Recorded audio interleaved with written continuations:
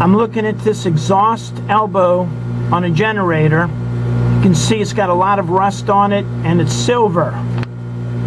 That is stainless steel, but look at all that crevice corrosion. This should be replaced immediately. You can see it's leaking water down into the electrical armature.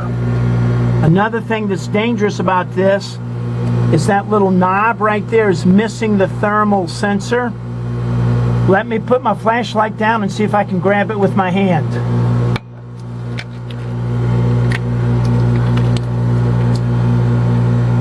Well, I can't find the thermal sensor. It's fallen out of reach. But this no longer has your high temperature safety shutdown because the safety shutdown is missing. It's not there. If you want to learn more about generators, diesel engines in particular, in the marine world, remember, look us up on the internet, ask Captain Chris.